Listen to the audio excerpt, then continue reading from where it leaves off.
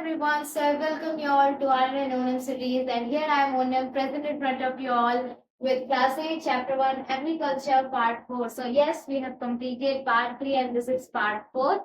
Yes, little days late happens because I'm having some works extra than making videos. I make it in my free time, that's why videos are 3 to 4 days late. But let's get started without any further delay.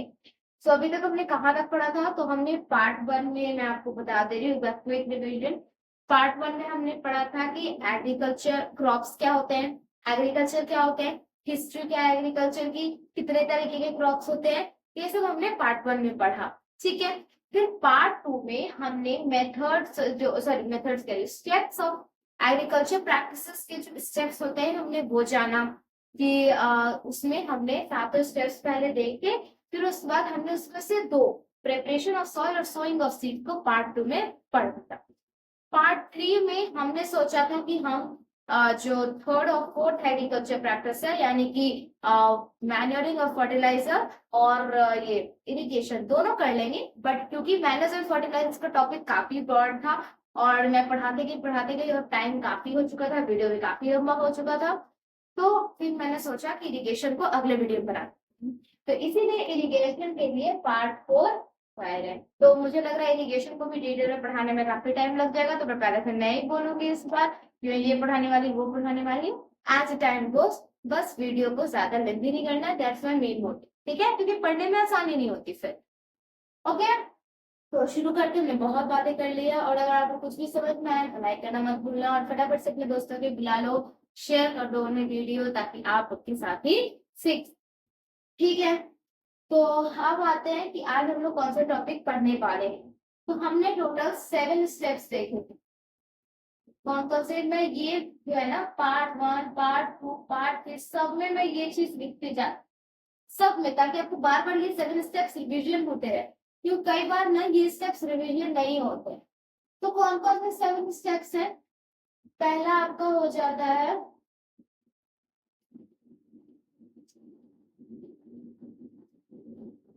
Preparation of soil, दूसरा हो जाता है sowing of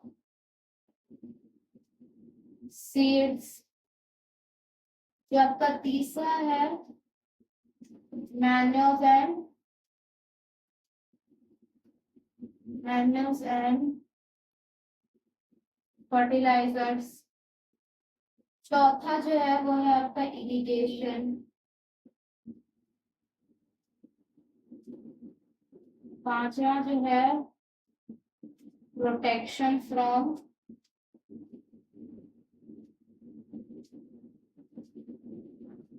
weeds,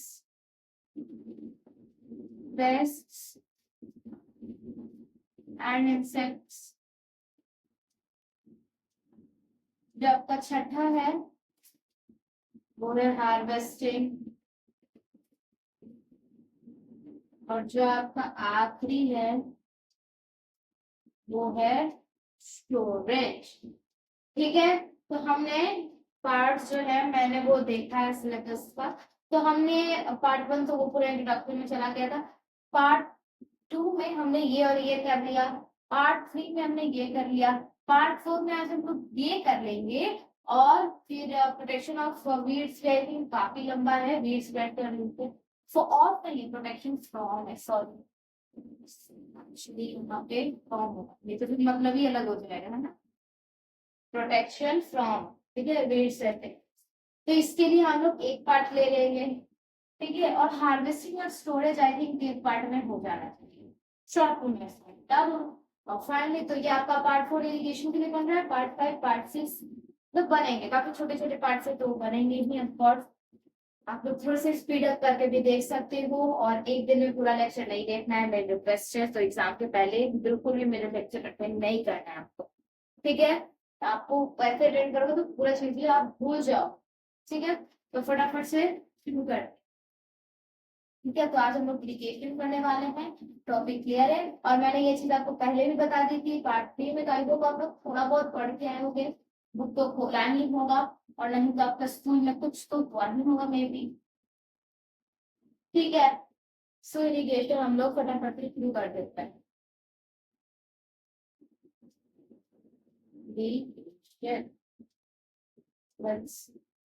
आपको थोड़ा बहुत तो पहले से आइडिया होगा कि इरिगेशन क्या होता है।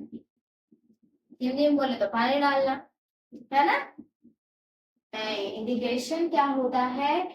इरिगेशन मतलब आप एक तरीके से सही हो हिंदी में, मतलब वाटरिंग द प्लांट्स आप कह सकते हो, प्लांट पौधों को पानी देना। But large scale, small scale पे नहीं। आपके गैलरी में, आपके बैरेंडा में या फिर आपके बैकयार्ड में अगर कोई प्लांट है, आप उसे वाटर करते हो डेली, तो आप बोलोगे मैं इरिगेशन कर रहा हूँ, मैं इरिगेशन कर रही हूँ। नहीं, ऐसा नहीं होता। उसके लिए आपको एक लार्ज स्केल पे प्लांट्स को रेगुलर इंटरवल्स पे वाटर करना होगा। रेगुलर इंटरवल्स क्या होता है, तो वो मैं अभी जब इसका डेफिनेशन लिखूंगी तब मैं समझूंगी, ठीक है। तो इरिगेशन क्या होता है? So the process of watering crop plants in a field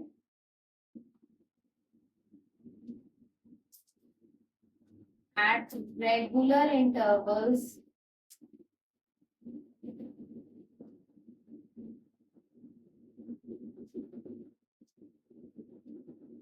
is known as irrigation। ये लिख दोगे, 1 मार्क्स का अगर है तो इसमें इरिगेशन क्या होता है ये लिख दोगे तो प्रोसेस है वाटरिंग क्रॉप प्लांट में। जब भी आंसर लिखो तो अंडरलाइन करना सी, ठीक है। In a field at regular intervals is known as.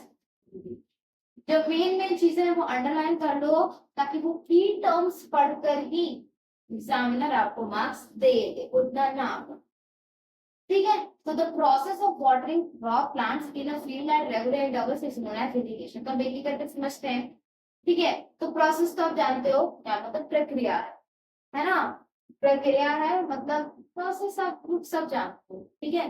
Process of watering crop plants. Crop plants क्या होते हैं?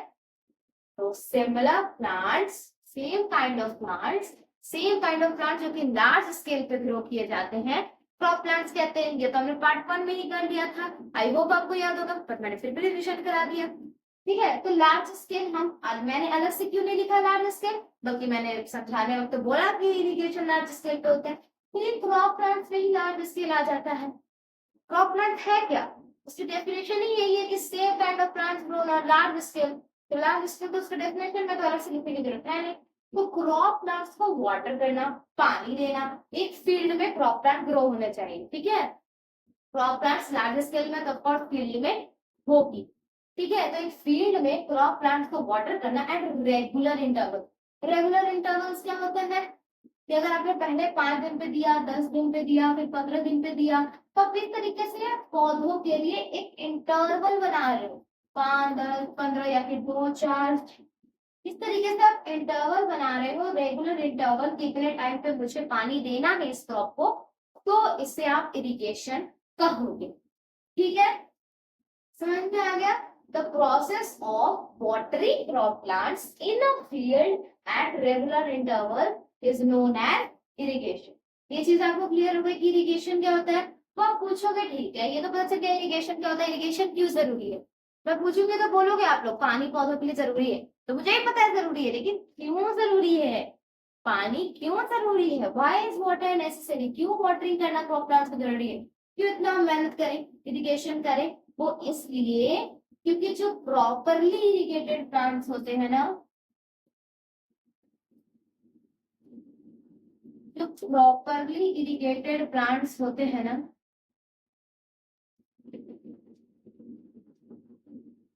और जो नॉन इरिगेटेड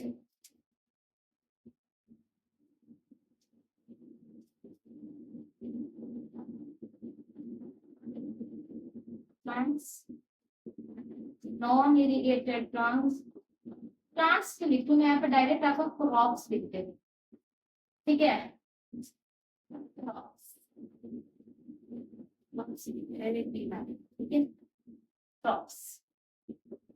क्या मैंने लिख तो दिया, properly irrigated crops, non irrigated plants. तो बात ये है कि जो प्रॉपरली इरिगेटेड क्रॉप्स होते हैं वो आपको हायर यील्ड देते हैं, हायर यील्ड। यील्ड क्या होता है? यील्ड क्या होता है? यील्ड क्या होता है? तो यील्ड जो आपका प्रोडक्शन होता है आफ्टर हार्वेस्टिंग, जो आपके पास प्रोडक्शन होता है उसी को यील्ड कह देते हैं।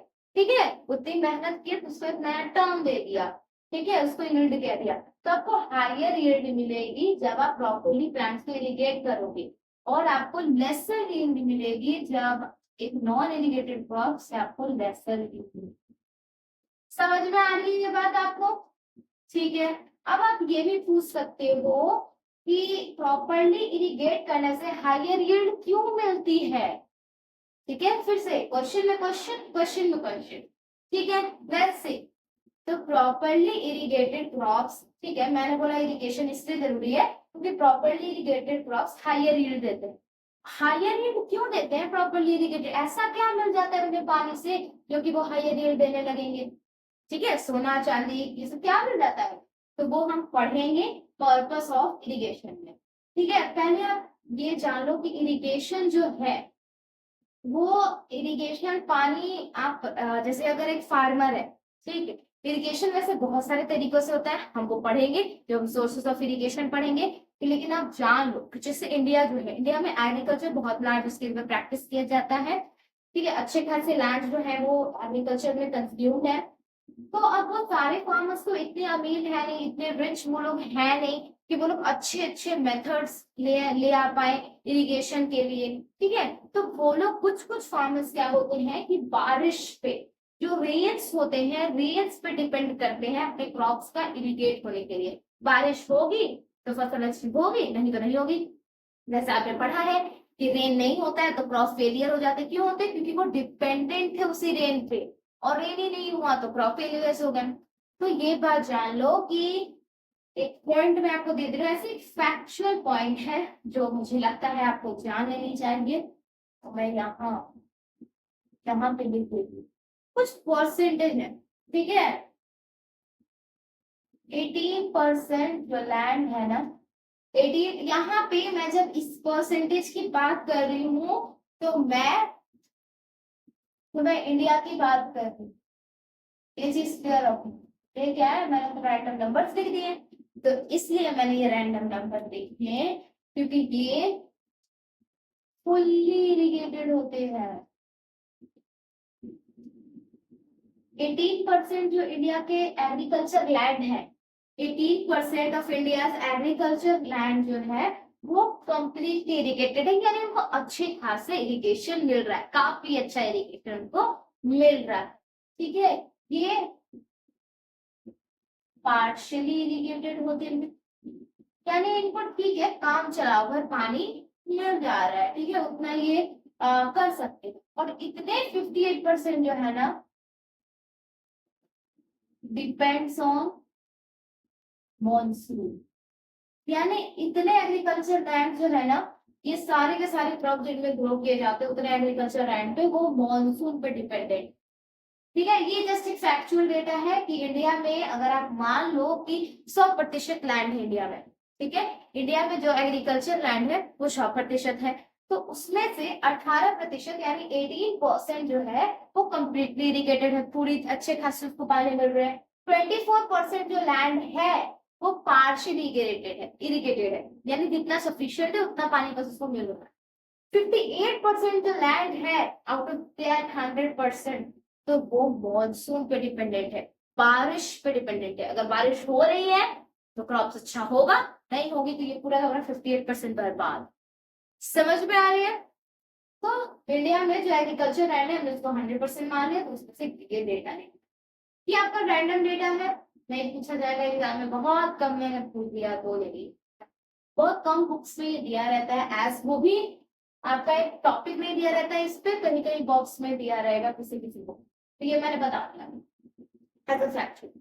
फिर आते हैं, हाँ, जो हमारा क्वेश्चन था उस पर वापस आ जाते हैं कि इरिगेशन हम लोग इसलिए करते हैं क्योंकि properly irrigated crops higher yield देते हैं। हायर यील्ड क्यों देते हैं? ठीक है, तो उसके लिए हमें एक टॉपिक पढ़ना पड़ेगा, इसके लिए हमें एक टॉपिक पढ़ना पड़ेगा, पर्पस ऑफ इरिगेशन। इरिगेशन का क्या पर्पस है? अगर आपसे पूछ दिया जाए तो आप क्या लिखें? ठीक है, तो पर्पस ऑफ इरिगेशन में फटाफट से पढ़ लेंगे।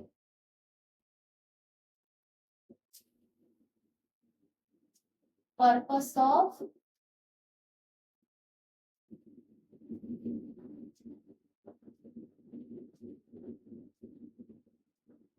इरिगेशन, इरिगेशन का क्या पर्पस है? तो कुछ पॉइंट्स मैं आपको बताऊंगी, बहुत सारे पॉइंट्स हैं, बट आपका उतना लंबा तो आएगा नहीं क्वेश्चन एंड आंसर, तो जो पॉइंट्स आपको आसान लगे आप वो पॉइंट्स याद कर सकते हो। ठीक है, जैसे एक पॉइंट आपका क्या हो जाएगा, एक पॉइंट आपका ये हो जाएगा कि जो सीड्स होती हैं, seeds germinate in moist soil, यानी जब तक सॉइल में मॉइस्चर नहीं रहेगा, पानी नहीं रहेगा, तो सीड्स जर्मिनेट नहीं कर पाएगी। ठीक है, water is needed for the growth of plants, plants के ग्रोथ के लिए वाटर बहुत जरूरी है। ठीक है, ये चीज आपको क्लियर हो गई। Water is necessary for irrigation, sorry, what am I writing, और एलोंगेशन ऑफ रूट्स। एलोंगेशन क्या होता है, यानी रूट्स के लंबे होने के लिए भी वाटर बहुत जरूरी है। चीज क्लियर हो गई? 3 पॉइंट तो ऐसे ही हो गए, इन तीनों पॉइंट्स को अच्छे से देखना है आपको। ठीक है,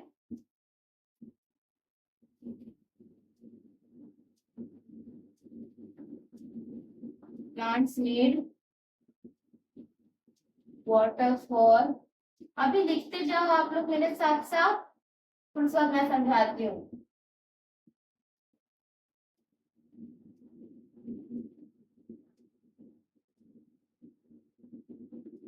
साइकोलॉजिकल एक्टिविटीज, ठीक है, प्लांट्स को वाटर चाहिए, अलग अलग साइकिल और साइकोलॉजिकल एक्टिविटीज होते हैं। आप लोग ये तो मुझसे पूछो करके ही, ठीक है, तो ये मैं आपको अभी बताऊंगी, अभी बस लिखते जाओ। Plants contain 90% water of their bulk. मैं सारे पॉइंट्स आपको समझाऊंगी, अभी बस आपको लिखते चलना है मेरे साथ। कितने पॉइंट्स हो गए? 6 पॉइंट लिखने। ठीक है जी, आप लोगों ने हाँ बोल ही दिया, तो लिख देते हैं। Water protects plants from frost and hot air currents. और लिख रहे हैं, ठीक है, एक और लिख देती हूँ, पर्पस ऑफ इरिगेशन मिटा दूं, बेटा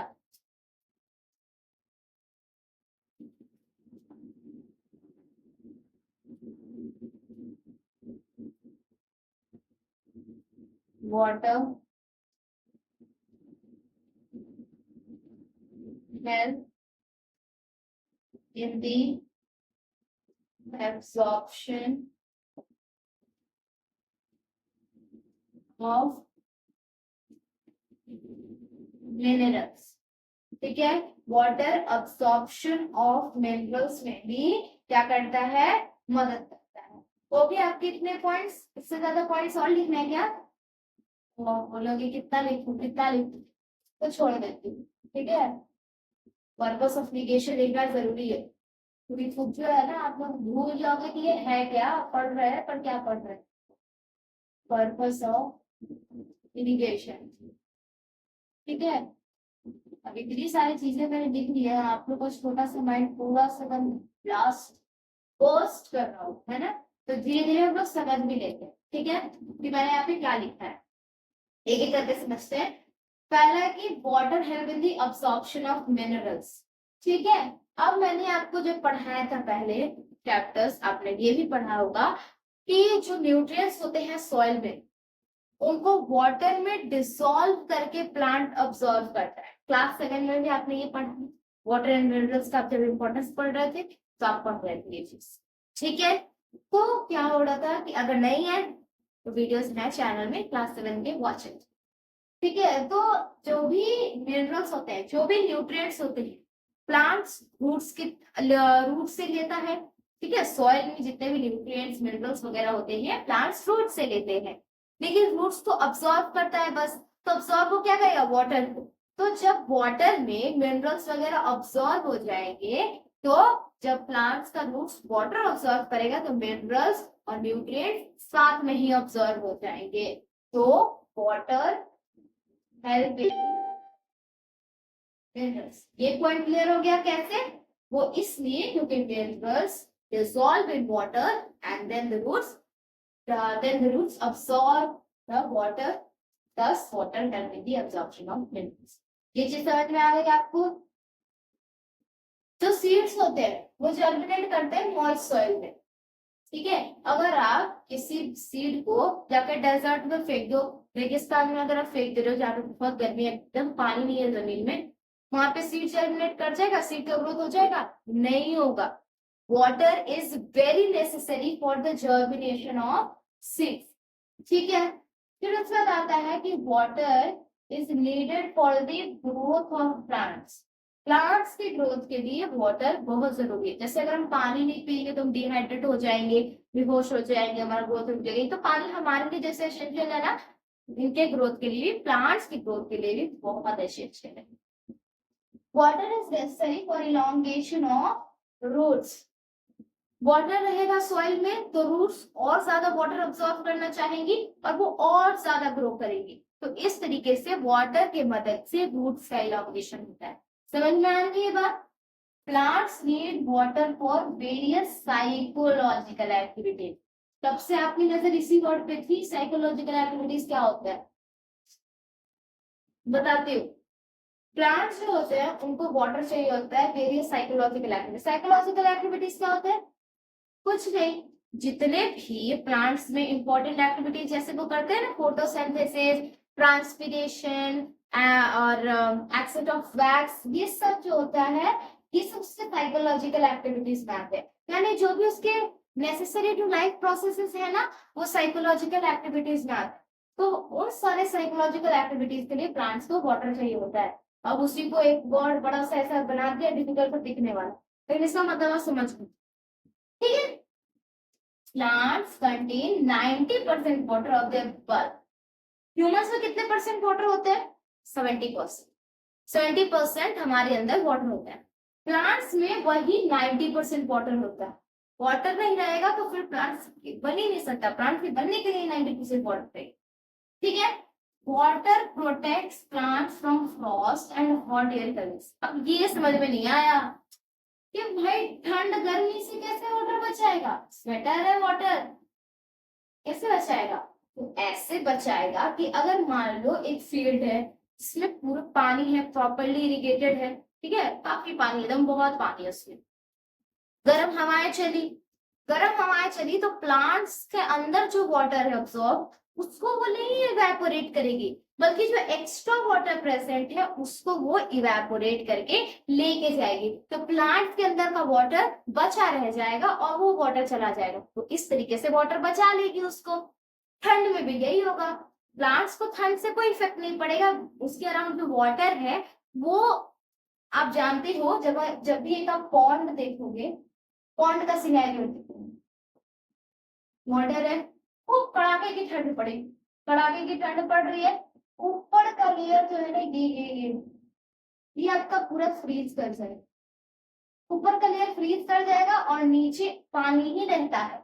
बर्फ के नीचे बहुत सारी वीडियोस में देखा होगा यूट्यूब वगैरह में, बर्फ फोड़ने पे अंदर पानी निकल जाता है। इवन आप घर पे भी आप एक ग्लास में जब आप वाटर रखोगे और काफी टाइम बाद उसको जब निकालोगे तो ऊपर का लेयर जमा हुआ रहता है और अंदर पानी रहता है। जब आप उसको प्रिक करोगे तो आपको पानी नहीं दिखेगा।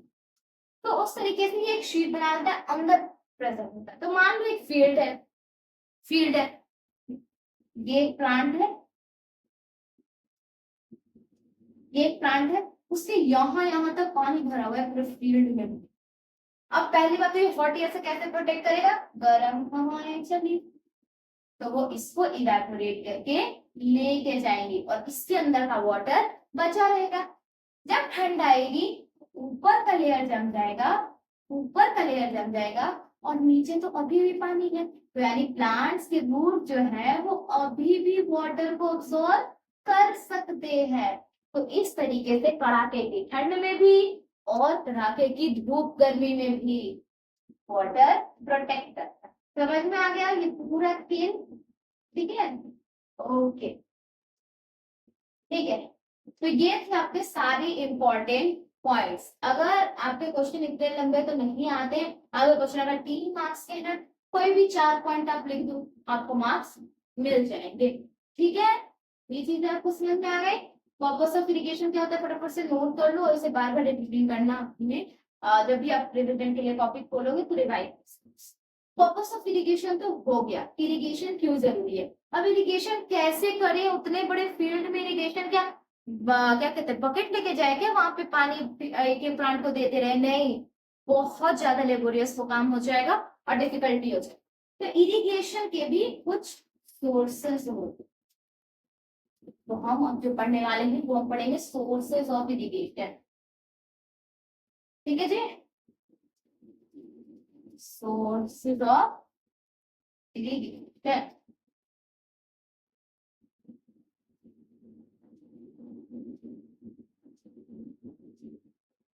सोर्सेज ऑफ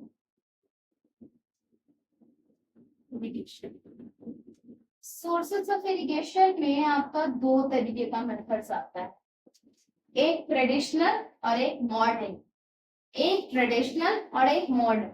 जो हम पहला सब टाइप पढ़ेंगे, जो हम पहला आपका सब टाइप पढ़ेंगे वो है traditional, traditional method of irrigation, traditional method of irrigation. अब इसमें क्या होता है, ट्रेडिशनल मेथड ऑफ इरिगेशन में क्या होता है भला, तो यहाँ पे क्या होता है कि वाटर का जो सोर्स होता है, वाटर का सोर्स आपका वेल्स, लेक्स, रिवर्स, ये सब आपका लेक्स या फिर रिवर्स, ये सब आपके क्या होते हैं, सोर्स हो। ट्रेडिशनल में ये सब सोर्स होते हैं और इनमें से वाटर पंप किया जाता है। Water is pumped into, pumped into field.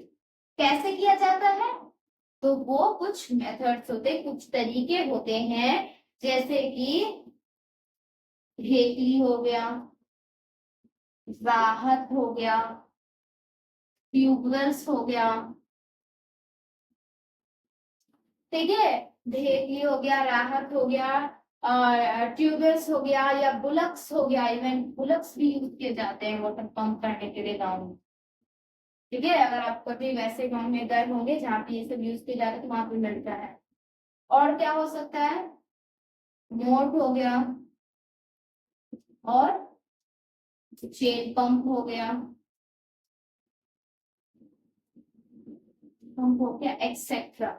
ये सारे नाम मैंने आपको बता दिए। ठीक है, तो ढेकली, राहत, ये सब क्या है, तो ये सब ना टेक्निक्स हैं, ये सब टेक्निक्स हैं वाटर को पंप करने की। ढेकली में अलग टेक्निक यूज होता है, राहत में अलग। आप गूगल पे फोटो सर्च कर सकते हो, ढेकली, राहत, ये सब का आपको मिल जाएगा। ठीक है, इन सब में क्या होता है कि जैसे बुलक्स हो गया, ट्यूबवेल्स हो गया, ट्यूबवेल्स तो आपको सबने देखा होगा, एक पाइप लगी रहती है फील्ड में और पाइप को खोल देते हैं, पूरा पानी जाते रहता है फील्ड में, तो उसे ट्यूबवेल्स कहते हैं। वो अंडरग्राउंड वाटर को यूज करके पानी पूरे फील्ड में दे रहे हैं, ट्यूबवेल्स उसे कहते हैं। चेन पंप में ना वेल्स में कुछ चेन लगा दिए जाते हैं, चेन मतलब जो साइकिल्स का जैसा होता है ना, चेन वाला सर्कुलर भी होता है, उस तरीके से चेन लगा दिए जाते हैं, बकेट सेट किए दिए जाते हैं, और फील्ड्स में पानी आते रहते हैं, यानी वो चेन की मदद से वो किया जाता है, इसलिए इसका नाम चेन पंप है। ठीक है, ये सबके फोटोज आप सर्च कर सकते हो, बट बुक के लिए आपको एक एग्जाम्पल भेजनी है। राहत ट्यूबर्स प्रोडक्ट्स तो कॉमन है, मोट आपको याद करके रखना है, और चेन पंप भी आपको याद कर, ट्यूबर का बुलक्स तो आपको ऐसे ही याद रहेंगे, लेकिन ढेकली राहत और मोट से तो बहुत कम क्वेश्चन पूछे जा सकते हैं। फिर ढेकली कौन सा मेथड है इरिगेशन का, तो वो ट्रेडिशनल मेथड है, ये सब आपको याद रखना है। ढेकली किस चीज में यूज होता है, तो वो इरिगेशन में होता है ढेकली।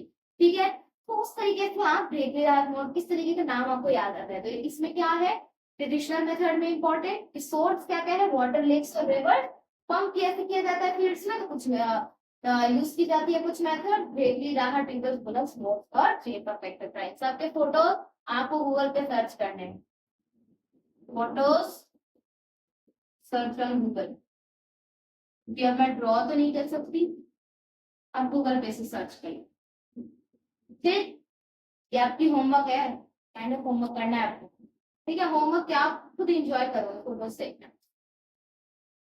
आगे बढ़ते हैं, ट्रेडिशनल मेथड तो मानो हो गया, ट्रेडिशनल मेथड काफी छोटा सा, ठीक है, और इससे ज्यादा क्वेश्चंस बनते भी नहीं है ट्रेडिशनल मेथड, ज्यादा हैवी और ज्यादा नंबर्स में क्वेश्चन जो बनते हैं ना, वो आपके बनते हैं, जो हमारा दूसरा सब टॉपिक है,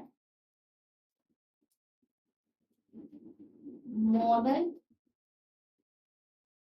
methods of irrigation,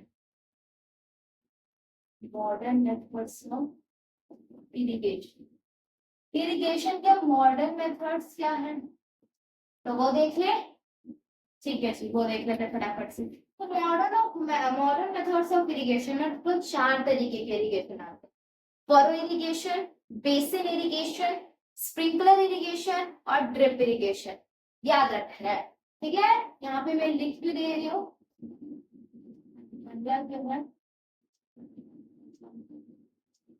furrow irrigation,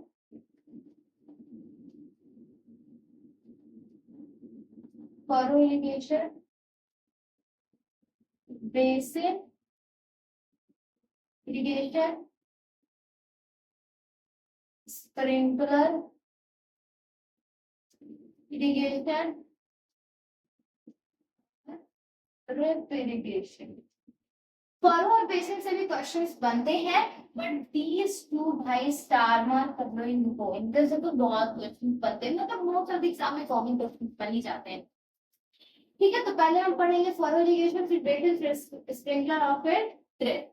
ठीक है, तो पहले हम लोग पढ़ने वाले हैं फरो इरिगेशन। फरो इरिगेशन क्या होता है जान लीजिए। ठीक है, फरो इरिगेशन में क्या होता है कि जो क्रॉप्स होते हैं ना, वो आपके चैनल्स के थ्रू या फरोज के थ्रू एंटर करते हैं। नहीं समझ में आया, देखो ये आपका एक फील्ड है, ठीक है, फील्ड में यहाँ आपका एक क्रॉप लगा हुआ है, ये आपका क्रॉप से ऑक्यूपाइड एरिया में, फिर यहाँ पे आपका एक क्रॉप ऑक्यूपाइड एरिया है, क्रॉप्स लगा हुआ है, क्रॉप्स क्रॉप्स लगे हुए हैं सारे एरिया।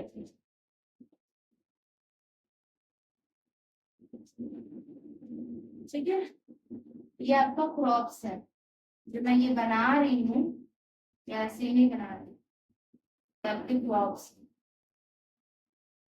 ठीक है, अब आप देखो कि अब आगे क्या होता है, ये जो क्रॉप्स के बीच में, क्रॉप्स के बीच में ये जो आपको खाली स्पेसेस दिख रहे हैं ना, जिनको मैं ब्लैक से मार्क कर रही हूँ, ये जो आपको खाली स्पेसेस दिख रहे हैं, एक यहाँ से यहाँ, यहाँ से यहाँ, यहाँ से यहाँ, यहाँ से यहाँ, ये जो स्पेसेस है ना, इनको हम कहते हैं, क्या कहते हैं इनको? चैनल्स, चैनल्स या फिर फरोज। इन्हें चैनल्स या फिर फरोज कहते हैं। और वाटर क्या किया जाता है कि लेक से कनाल के थ्रू इनका वाटर डाइवर्ट कर दिया जाता है। ठीक है, वाटर डाइवर्ट कर दिया जाता है इन चैनल्स और फरोज में। ये आपका वाटर का सोर्स है, वाटर सोर्स है ये आपका, और वाटर जो है वो इनमें डाइवर्ट कर दिया जाता है। अब इन चैनल्स के थ्रू आपका वाटर फ्लो करता है। जब वाटर फ्लो करेगा तो इधर के प्लांट को भी पानी जाएगा, इधर के प्लांट को भी पानी आएगा, इसमें भी वही होगा। तो इस तरीके से आपका फील्ड जो है वो इरिगेटेड रहेगा, वो अच्छे तरीके से सफिशिएंट अमाउंट में पानी उस तक पहुंचेगी। समझ में आ रही है ये बात?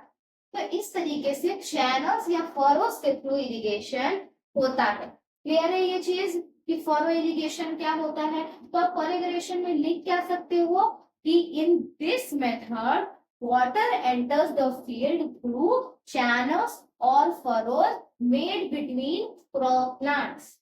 अब क्या लिख सकती हो कि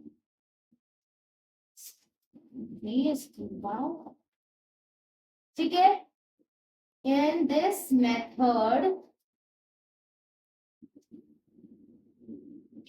method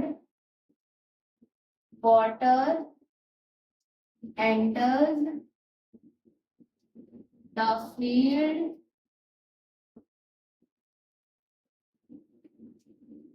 through channels or furrows made between crop plants। समझ में आ रही है? तो इस मेथड में वाटर फील्ड में क्रॉप प्लांट्स के बीच में जो चैनल्स या फरोज बनाए जाते हैं उसके मदद से एंटर करती है। फॉरो इरिगेशन क्लियर है? इतना ही है फॉरो इरिगेशन, बहुत शॉर्ट सा ये है। फॉरो इरिगेशन कंप्लीट है? Okay, then let's move to the next one. ठीक है, सेकंड क्या है? जल्दी से बताओ तो सेकंड क्या है? इसने भी देख के बोला बेसिन इरिगेशन, वेरी गुड, क्योंकि अभी आपने पढ़ा नहीं है तो देख के ही बोलोगे। So basin irrigation, let's go to basin irrigation. अब क्या होता है, फटाफट से टॉपिक को कंप्लीट कर रहे हैं। ओके, अभी हम ये चारों मेथड्स पढ़ लेंगे, स्प्रिंकलर, ड्रिप, और फिर उसके बाद एक और टॉपिक आपका बचेगा वाटर लॉगिंग, उसके बाद खत्म इरिगेशन। ठीक है, वाटर लॉगिंग बहुत छोटा सा टॉपिक है, उसके बाद भी खत्म हो जाएगा। तो बेसिन इरिगेशन क्या होता है इसको हम फटाफट से देख लेते हैं। तो बेसिन इरिगेशन, नाम भी बेसिन है भाई, घर वाले बेसिन की बात होगी क्या कि पूरे फील्ड में बेसिन वैसे वैसे लगा दिया, नल ऑन कर दिया, टैप ऑन कर दिया और पूरा पानी जा रहा है फील्ड्स में? बिल्कुल भी नहीं, उस तरीके का इरिगेशन नहीं होता है। ठीक है, कामों से बहुत खर्चा लग जाएगा फिर तो। बेसिन इरिगेशन मतलब ये होता है कि जो फील्ड्स होते हैं ना, इन दिस मेथड, ये आपको मैं जो लिखने को सिखा रही हूँ उसको आपको लिखना है अपने एग्जाम में। मैं आपको यहाँ पे डैश जस्ट बीच में देती हूँ, आपको अच्छे से सेंटेंस बना के अपने एग्जाम्स में लिखना है। मैं आपको यहाँ पे कीवर्ड्स दे देती हूँ। ठीक है, तो इस मेथड में क्या होता है कि जो एंटायर फील्ड होता है, field is filled with water, पूरे के पूरे फील्ड को जो होता है ना वो वाटर से फिल कर दिया जाता है, या फिर इसे आप कह सकते हो ओवर फ्लडेड। ठीक है, और इसका एग्जाम्पल कहाँ है? एग्जाम्पल पैडी फील्ड्स, ये बहुत अच्छे एग्जाम्पल है, पैडी फील्ड्स। ठीक है, और भी एग्जाम्पल्स होते हैं बट पैडी फील्ड्स तो नहीं। ठीक है। तो इसमें क्या होता है कि जो भी आपका लैंड है, जो भी आपका जिस पे आपने फील्ड में आपने क्रॉस ग्रो किया है, उसमें आप बस पानी से भर दो। जो मैं आपको फ्रॉस्ट और हॉट एयर में पढ़ा रही थी, बोला था कि यहाँ तक पानी भरा हुआ है। ठीक है, ये जैसे क्रॉप है, ये जैसे क्रॉप है, रोड्स है इसके, यहाँ यहाँ तक पानी भरा हुआ है, ये पानी का एरिया है। ठीक है, ये पानी के एरिया है। उसी तरीके से फील्ड पे एकदम पूरा आप यहाँ यहाँ तक पानी से आप पूरा भर दे रहे हो, पानी से आप भर दे रहे हो। तो फिर उसके बाद आप रूट्स वाटर लेती रहेंगी, तो ओवर फ्लड कर दिया जाता है, यानी कि ओवर फ्लडेड, पूरे फील्ड को ओवर फ्लड कर दिया जाता है। पैडी फील्ड जो होता है, ये कैसा क्रॉप है, जल्दी जल्दी जल्दी गो टू पार्ट 1। उससे मैंने बताया है पैडी किसको कहते हैं, तो राइस के प्रोडक्शन को, मतलब फील्ड जिसमें राइस प्रोडक्शन हुआ हो, राइस जो होता है ना प्रोडक्शन, उसी को पैडी फील्ड्स कहते हैं। ये कैसा क्रॉप है, तो ये खरीफ क्रॉप है, तो यानी ये मॉनसून में ग्रो करेगा। और जब ये मॉनसून में ग्रो करता है, a lot of water, a lot of water ये कंज्यूम करता है, बहुत सारा पानी इसे चाहिए होता है, इसलिए इसके फील्ड को ओवर फ्लड किया जाता है, इसको ओवर फ्लड कर दिया जाता है। समझ में आया पूरा चेन। पैडी फील्ड्स में राइट प्रोडक्शन, खरीफ क्रॉप है तो उसको मानसून पे डिपेंड करता है, उसको बहुत सारा पानी चाहिए, तो इससे ओवर फ्लड कर दिया जाता है। तो ये मोस्ट ऑफ ये जो मेथड है ना, ये आपको याद रखना है, रबी क्रॉप्स में नहीं यूज होगा। रबी क्रॉप्स जो होते हैं, जो ठंड में ग्रो करते हैं, उनमें आई थिंक वीट वगैरह में इतने पानी की जरूरत नहीं होती है। पानी की जरूरत आपको पड़ती है कब, खरीफ क्रॉप में होती है। तो ये जो मेथड है, ये most of the time kharif crop के साथ ही यूज होता है। ऑलमोस्ट एवरी टाइम ये खरीफ क्रॉप के साथ ही यूज होगा ये वाला मेथड, क्योंकि वही है जिनको बहुत सारा पानी। बेसिक इरिगेशन समझ में आ गया, ये बहुत इजी था बेसिक इरिगेशन। ठीक है, ठीक है, अब आगे बढ़ते हैं। जो मैंने इंपॉर्टेंट स्टार मार्क कर रखा है, तो आप लोग बता सकते हो क्या कि मैं अगला क्या लिखने वाली हूँ, मैजिक से बताओ तो। ठीक है, तो हमने बोल दिया होगा स्प्रिंकलर इरिगेशन। सही है, बिल्कुल सही है, वाह वेरी गुड। वहां से देख के बोला फिर भी एक्सेलेंट, ऐसे बोला वेरी गुड, वैसे बोला एक्सेलेंट। ठीक है, स्प्रिंकलर इरिगेशन देखा था। तो तीसरा मेथड है स्प्रिंकलर इरिगेशन। स्प्रिंकलर इरिगेशन, तो इसमें क्या होता है, फटाफट से पढ़ लेते हैं। ठीक है, इसमें क्या होता है कि इस सिस्टम में जो है ना आपके पाइप्स फिट कर दिए जाते हैं। तो इन दिस सिस्टम, मैं पहले मेथड लिखते आ रही थी, तो मैंने सिस्टम क्यों लिखा, क्योंकि ये एक साइंटिफिक सिस्टम है जो कि डेराइव किया गया है, इसलिए मैंने मेथड नहीं सिस्टम ली। ठीक है, तो in this system perpendicular pipes, math में चले जाओ तब परपेंडिकुलर समझ में आएगा। Perpendicular pipes are laid in the field, यानी पूरे फील्ड में परपेंडिकुलर पाइप्स हम बिछा देते हैं एट रेगुलर इंटरवल्स। फिर से ये रेगुलर इंटरवल्स आ गया, बता रही सब बताती। तो इस मेथड में यही होता है, स्प्रिंकलर सिस्टम जो होता है ना, इसमें यही होता है। इसमें क्या होता है, इस सिस्टम में परपेंडिकुलर पाइप्स, परपेंडिकुलर पाइप्स क्या होता है, परपेंडिकुलर याद रखो। परपेंडिकुलर आपने पढ़ा है कि ऐसे दो लाइन जिनके बीच में 90 डिग्री का एंगल होगा, तो परपेंडिकुलर लाइंस कहलाएंगे। मैथ्स में ये टॉपिक आपने पढ़ रखा है कि ऐसे दो लाइंस जो 90 डिग्री पे इंटरसेक्ट करेंगे तो उनको परपेंडिकुलर लाइंस कहेंगे। लेकिन यहाँ पे परपेंडिकुलर लाइन नहीं, परपेंडिकुलर पाइप्स की बात की जा रही है। यानी आपका अगर एक पूरा फील्ड है,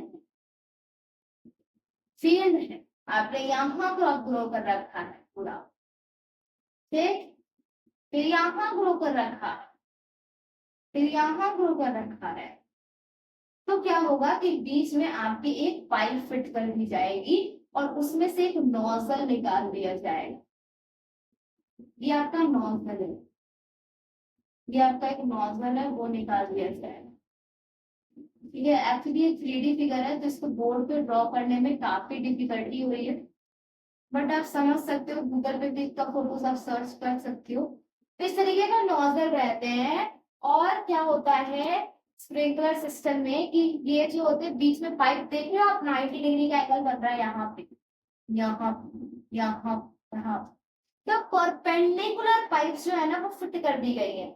90 डिग्री का एंगल बन रहा है तो परपेंडिकुलर पाइप जो है वो फिट कर दी गई है। क्या होता है, जैसे ही पानी सप्लाई होना शुरू होगा इन पाइप्स के अंदर, पाइप्स के अंदर पानी आना शुरू हुआ, तो ये फव्वारा, देखा ना फव्वारा, फव्वारे की तरफ पानी जो है ना वो ड्रॉप बाय ड्रॉप गिरने लगेगा, ड्रॉप बाय ड्रॉप पानी जो है वो पूरा स्प्रिंकल होने लगेगा ओवर द फील्ड। नोजल जो होता है वो रोटेट करते रहता है। नोजल क्या होता है, ये जो ऊपर वाला है ना ये रोटेट करते रहता है, तो इधर इधर अगर फव्वारा निकल रहा है तो वो रोटेट करेगा, फिर इधर इधर फव्वारा, तो इधर रोटेट करके वो पूरे फील्ड को स्प्रिंकल वाटर स्प्रिंकलर्स की मदद से वो इरिगेट कर देता है। ऐसे सिस्टम को कहते हैं स्प्रिंकलर सिस्टम। अब perpendicular pipes in the field at regular intervals का क्या मतलब हुआ, रेगुलर इंटरवल्स मतलब ये 4 मीटर हो गया, ये डिस्टेंस दो पाइप्स के बीच में जो डिस्टेंस है ये 4 मीटर हो गया। ठीक, डिस्टेंस आपका होता है, ठीक है, और उसी डिस्टेंस पे आपके पाइप्स इंस्टॉल किए जाते हैं। ठीक है जी, समझ में आ गया। अगर मैं मान के चल रही हूँ कि ये कितने तक इरिगेट करने में काफी इतने, तो आपको यहाँ पे पाइप अब लगाना पड़ेगा ताकि इतने तक ये इरिगेट कर पाए, फिर अगला पाइप यहाँ लगेगा ताकि इतने तक ये इरिगेट कर पाए।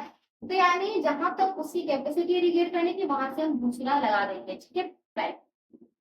So in this system, perpendicular pipes are laid in the field at regular intervals. समझ में आ गई ये चीज, स्प्रिंकलर इरिगेशन क्या होता है। ठीक है, इसमें आपको कुछ की टर्म्स जो याद रख रहे हैं वो क्या है कि इसमें एक मेन पाइपलाइन तो होता ही है, मेन पाइपलाइन होता है, रोटेटिंग नोजल होता है, अभी मैंने आपको बताया ना रोटेटिंग के बारे में, मतलब घूमकर पूरे में पानी वो कर देता है। फिर उसके बाद आप लिख सकते हो, आप अपना ये आपको पार्ट्स हो गए, ये आपके पार्ट्स हो, तो ये आपने डेफिनेशन लिख दिया, मान लो 3 मार्क्स का आया, आपने डेफिनेशन लिख दिया स्प्रिंकलर इरिगेशन का, आपने ये पार्ट्स लिख दिए उसके। आप और क्या लिख सकते हो, आप फंक्शन लिख सकते हो किस तरीके से काम करता है।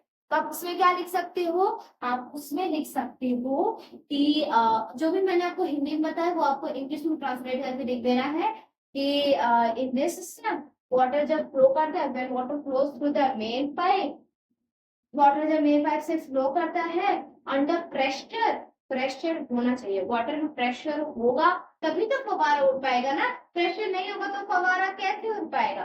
तो it escapes through when water flows through the main pipe, it escapes through rotating nozzle and sprinkles water all over the crop plants and the plants get irrigated। तो इस तरीके से आप लिख सकते हो, ठीक है। फिर जब वाटर फ्लो कर रहा है तो फिर उसके बाद वो प्रेशर में रोटेटिंग नोजल से बाहर निकल रहा है और पूरा वाटर स्प्रिंकल हो जा रहा है और जिससे कि क्रॉप प्लांट अच्छे से इरिगेट हो रहा है।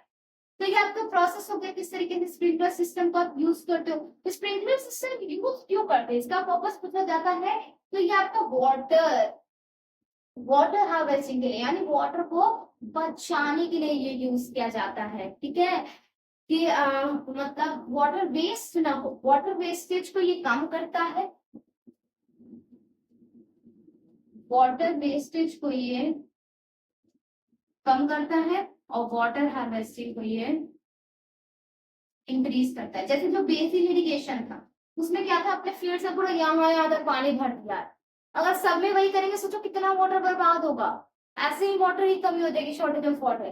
तो ये वाटर वेस्टेज को कम करता है क्योंकि जितना जरूरत है उतने फव्वारे आपके निकल रहे हैं और वाटर पहुंच जा रहा है प्लांट्स तक, ठीक है। तो वाटर वेस्टेज को रिड्यूस करता है, वाटर हार्वेस्टिंग को इंक्रीज करता है। तो यहाँ जहाँ पे शॉर्टेज ऑफ थोड़ा सा वाटर होता है ना, जहाँ पे वाटर का अमाउंट थोड़ा कम होता है वहां पे ही यूज किया जाता है स्प्रिंकलर इरिगेशन, ठीक है। तो इससे वाटर बचाया जा सकता है। स्प्रिंकलर इरिगेशन में इतना ही है, ठीक है। लेकिन ये काफी इंपॉर्टेंट टॉपिक है, स्प्रिंकलर इरिगेशन को बार बार रिवाइज करते रहना है, ठीक है, क्योंकि इससे पूछा जा सकता है।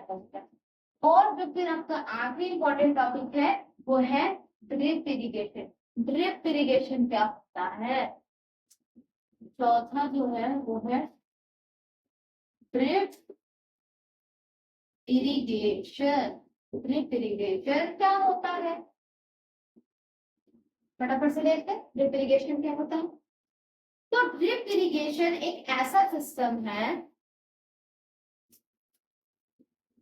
इन दिस सिस्टम, ये भी एक सिस्टम है, ये भी एक साइंटिफिकली इवॉल्व्ड मेथड है जिसको सिस्टम लिखेंगे। तो in this system water is provided drop by drop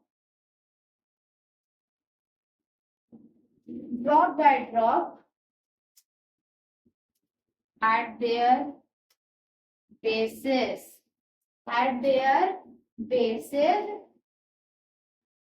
या फिर आप देख सकते हो near their roots. Water is provided, यहाँ पे one should get to the crop plants.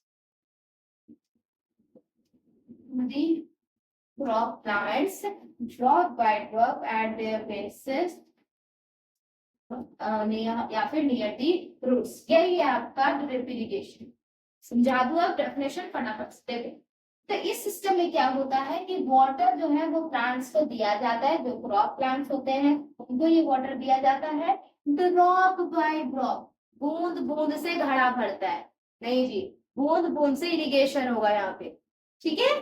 तो drop by drop water provide किया जाता है एट देयर बेसिस या फिर नियर देयर रूट्स, ठीक है। क्या होता है इस सिस्टम में, क्या होता है ना, क्रॉप्स ग्रो कर रही है आपकी प्यारी प्यारी सी, पत्ता गोभी ग्रो कर रही है। एक पाइप यहाँ पे ले कर दिया, उसमें यहाँ पे एक प्रोजेक्शन है, ठीक है जी, प्रोजेक्शन है। अब क्या होगा कि जब वाटर इनसे फ्लो करेगा ना इन पाइप से, तो फिर क्या होगा कि ये पानी यहाँ से ड्रॉप बाय ड्रॉप निकलेगा, यानी बूंद बूंद निकलेगा, यहाँ पे बूंद बूंद, ठीक है, ड्रॉप बाय ड्रॉप निकलेगा, ड्रॉप बाय ड्रॉप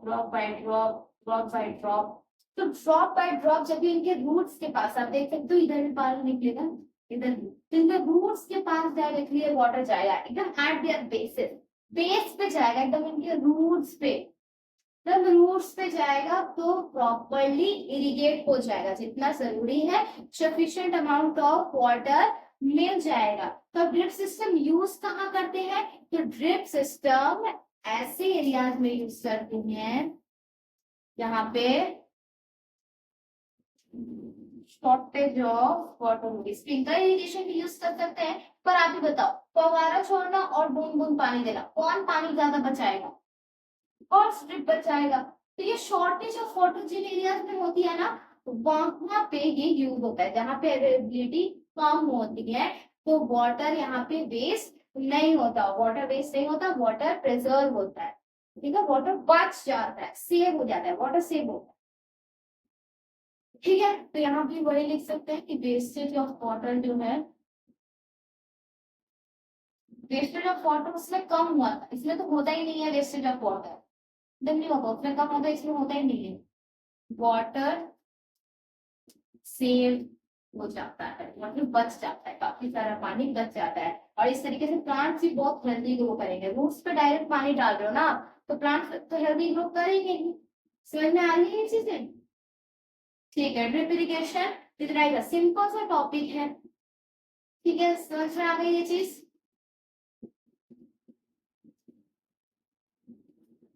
ठीक है, लेक्चर तो बार बार रिवाइज करते जाना, क्योंकि वैसे भी मैं काफी ज्यादा शॉर्ट में पढ़ाती हूँ, तो आप जैसे रिवाइज नहीं करोगे टॉपिक्स क्लियर नहीं होंगे, तो आप बार बार 2x की स्पीड पे सही, लेकिन रिवाइज कर लिया करो, ठीक है।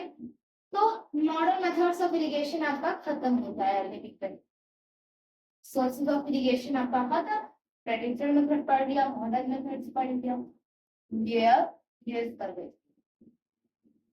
और कौन से चार मेथड्स हमने पढ़े? Furrow irrigation, basin irrigation, drip irrigation, sorry sprinkler irrigation और drip irrigation. Is everything clear? तब हम पढ़ेंगे वाटर लॉगिंग। वाटर लॉगिंग जिसके बाद हमारा ये पार्ट खत्म हो जाएगा। वाटर लॉगिंग, लॉगिंग का मतलब होता है जमा होना या फिर आप कह सकते हो इकट्ठा होना।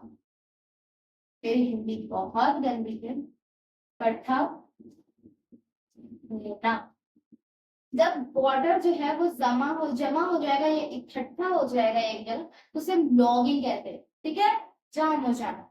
तो जब फील्ड्स में जब ओवरफ्लड हर एक फील्ड में कर दिया, पूरा वाटर ही वाटर से भरा हुआ है फील्ड, पूरा वाटर लॉगिंग हो गया, तो देखो कहते हैं ना किसी चीज अच्छी चीज की अति भी ना हानि पहुंचाती। यानी वाटर अच्छी चीज है, बहुत जरूरी है, लेकिन उसकी कमी होगी तो बहुत तो हानि पहुंचाएगी भाई। वाटर नहीं होगा तो आपके क्रॉप्स तो खराब हो गई, क्रॉप फेलियर्स तो होंगे ही। लेकिन अगर बहुत ज्यादा वाटर आप दे रहे हो ना, बहुत ज्यादा अमाउंट में, तो फिर क्या होगा? आप बहुत ज्यादा अमाउंट में वाटर दे रहे हो, तो वाटर एकदम भर जा रहा है फील्ड्स में, उससे भी हानि पहुंचेगी। अच्छी चीज की अति भी हानि पहुंचाती है। तो कोई भी अच्छी चीज भी आपको ज्यादा अमाउंट में नहीं रखनी है। मतलब एक बैलेंस अमाउंट में वाटर रहेगा, कोई दिक्कत नहीं है। बट वाटर लॉगिंग कब कहते हैं? वाटर लॉगिंग तब हो जाती है जब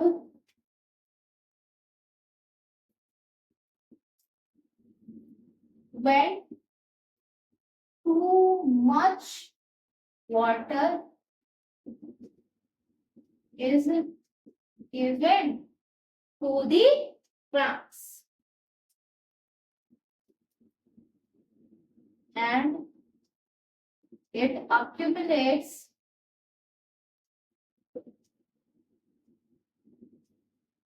around the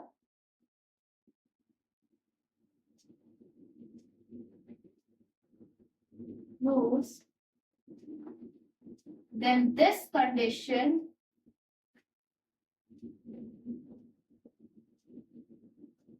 is termed as water logging. ध्यान रखना है कि वाटर लॉगिंग क्या होता है, बहुत इंपॉर्टेंट है ये चीज। ठीक है, वाटर लॉगिंग कब होता है? जब बहुत ज्यादा पानी आप दे देते हो प्लांट्स को, तो वो क्या होता है? रूट के अराउंड जो होता है ना, रूट्स के अराउंड वो अक्यूमुलेट्स, जो इकट्ठा होना मैंने लिखा है ना, इसी का हिंदी है। अक्यूमुलेट का हिंदी इकट्ठा होना। तो जब बहुत सारा वाटर एक्यूमुलेट हो जाता है ना रूट्स के अराउंड में, तो इस कंडीशन को, इस स्थिति को हम क्या टर्म यूज करते हैं? Water logging. ठीक है, पानी का इकट्ठा होना। अब ये जो होता है ये क्रॉप को डैमेज करता है। वाटर लॉगिंग यहाँ पे आपको लिखना है, it damages the crop, damages the crop. अब भाई कैसे करेगा? कैसे क्रॉप्स को डैमेज कर रहा है? तो दो तरीकों से। पहला क्या है कि by cutting of oxygen, oxygen को ये कट ऑफ कर देगा। ठीक है, तो दो तरीके हैं, मैं लिख दे रही कहाँ लिखी हूँ। तो मैं ये वाला है, ये वाला, ये मैं यहाँ कंटिन्यू करती हूँ। तो पहला जो आपका मेथड है वो है कटिंग ऑफ ऑक्सीजन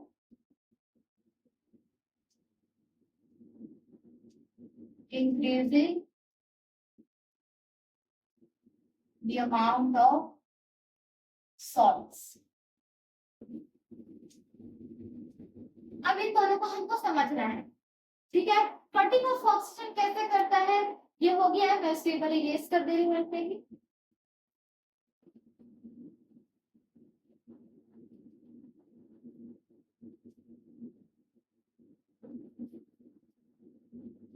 ठीक है, तो कटिंग ऑफ ऑक्सीजन और increasing the amount of salt. तो ऑक्सीजन कैसे कट ऑफ करता है? तो ऑक्सीजन इस तरीके से कट ऑफ करता है कि जब प्लांट्स के अराउंड पूरा का पूरा वाटर ही रहेगा, या प्लांट पूरा पूरा वाटर ही रहेगा, तो सॉइल में भी उतना ही वाटर रहेगा, हाई अमाउंट ऑफ वाटर हो जाएगा सॉइल में। तो क्या होगा कि स्पेस ही नहीं होगा एयर को पेनिट्रेट करने के लिए। नो स्पेस किसके लिए नहीं है? एयर पेनिट्रेशन के लिए। एयर को पेनिट्रेट करने के लिए, एयर मतलब जाने के लिए कोई भी स्पेस नहीं बचेगी, इतनी सी भी जगह नहीं बचेगी। तो इसको क्या हो जाएगा कि जैसे हमको अस्थमा हो जाता है, सांस लेने में प्रॉब्लम हो जाती है, तो ये अनेबल टू ब्रीथ हो जाएगा। क्या हो जाएगा? Unable to breathe. अब एयर नहीं पहुंच रही मतलब ऑक्सीजन नहीं पहुंच रही, सॉइल के थ्रू नहीं जा रही है एयर प्लांट्स में, तो ये अनेबल टू ब्रीथ हो जाए। समझ में आ रही है आपके? और फिर ये क्रॉप क्या हो जाएगा? अल्टीमेटली क्रॉप्स डैमेज हो जाएंगे। समझ में आ रही है चीज? ये पहला तो आप समझ में आ गया। आप इसी को सेंटेंस बना के लिख सकते हो कि जब बहुत ज्यादा वाटर, जब when water logging happens, there is no space for air penetration, and since lack of oxygen is there, plants are unable to breathe and crops get damaged. ठीक है, कटिंग ऑफ ऑक्सीजन आप समझ गए। फिर increasing the amount of salt. अब देखो, जब यही पानी यहाँ पे रहेगा, इस पानी में आपके मिनरल्स भी होंगे। मिनरल्स किस फॉर्म में मिलते हैं? सॉल्ट्स के फॉर्म में मिलते हैं ना। ठीक है, इसमें जितने भी कैल्शियम वगैरह होंगे वो सब सॉल्ट्स के फॉर्म में इसमें आप जब पढ़ोगे, आप जब जानोगे कि ओशन सीज क्यों सॉल्टी होते हैं, समुद्र में क्या हो जाता है कि वो सॉल्टी होते हैं, वो इसलिए होते हैं क्योंकि रिवर जब आते हैं ना, बहुत दूर का सफर तय करके रिवर जब मौज होती है, तो वो बहुत सारा मिनरल्स इकट्ठा कर लेते हैं सॉइल से। तो मिनरल जो होते हैं उसमें सॉल्ट्स होते हैं मिनरल्स में, और उन्हीं सॉल्ट्स के कारण क्या होता है कि वो सॉल्टी हो जाता है ओशन और सी। तब क्या होता है कि जब बहुत ज्यादा वाटर रहेगा तो उनमें उतने ही मिनरल्स, उतने ही सॉल्ट्स होंगे, और जब सॉल्ट्स होगा तो सॉल्ट्स का अमाउंट काफी ज्यादा इंक्रीज हो जाएगा। ठीक है, और जब सॉल्ट का अमाउंट बहुत ज्यादा बढ़ जाएगा तो सॉइल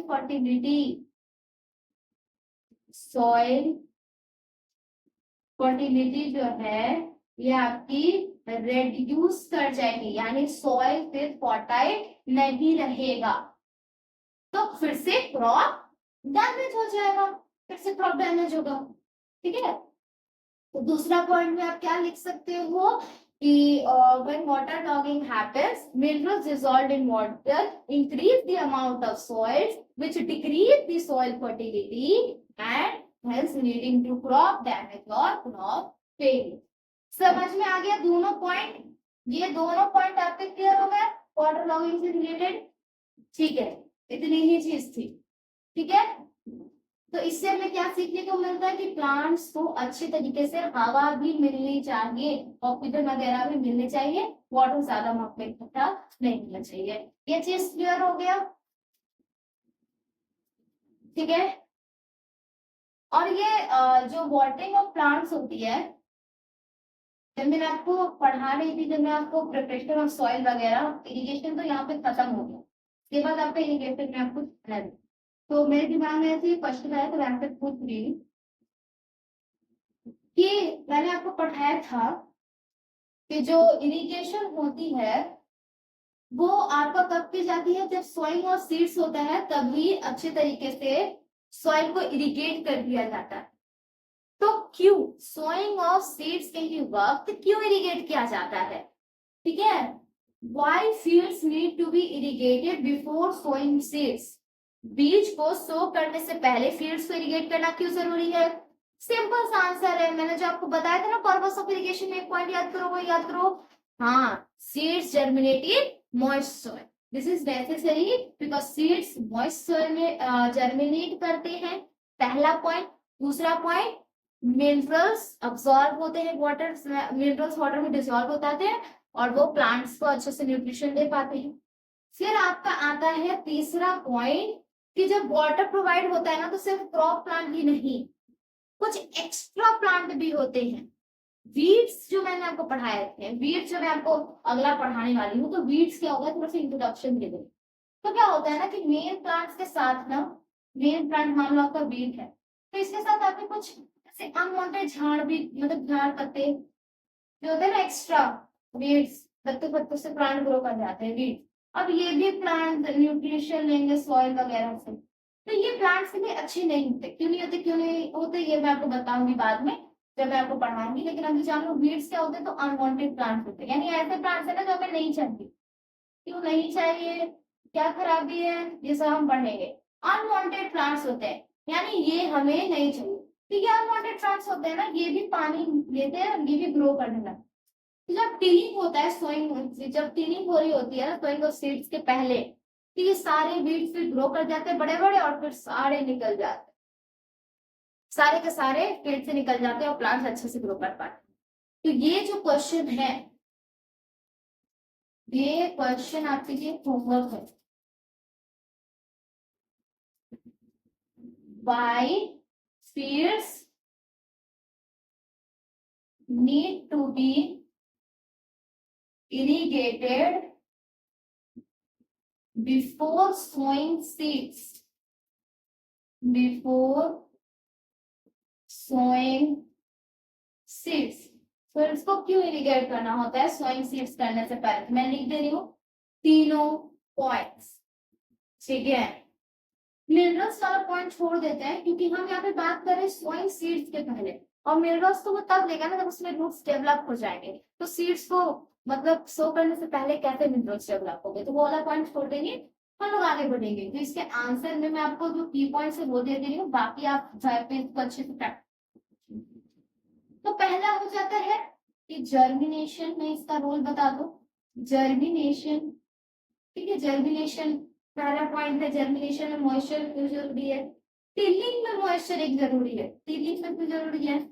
टिलिंग रहेगा, अगर आप ही बताओ, सॉइल अगर पूरी की पूरी सख्त है, तो उसमें जब आप टिलिंग करोगे, जब आप सॉइल को टर्न करोगे, तो ज्यादा मुश्किल होगा ना सॉइल को टर्न करने। हार्ड मिट्टी से आप अपना हाथ ऐसे गुजारने की कोशिश करो, आपके हाथ को ज्यादा फोर्स लगाना पड़ेगा। कहीं पे थोड़ी सी मतलब मॉइस्ट लूज टाइप से सॉइल रहेगी, उसमें से आप अपने हाथ को गुजारो, आसानी से वो गुजर जाएगा, आपको बहुत आसानी हो। तो टिलिंग में ये हेल्प करता है।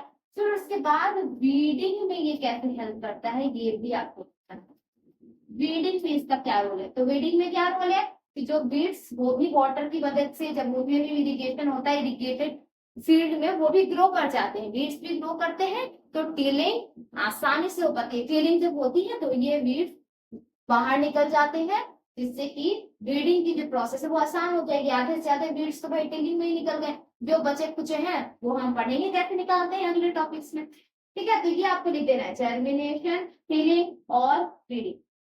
खत्म हो गया, ठीक है। ये आपका होमवर्क है, मैंने आपको पॉइंट्स दे दिए हैं। ये वाला जो पॉइंट है ना, ये अगर आप उतने अच्छे से नहीं लिख पा रहे हो तो डोंट वरी, अगले पार्ट में जब मैं आपको रीडिंग पढ़ाऊंगी तो मैं इस क्वेश्चन का आंसर आपको पक्का दूंगी।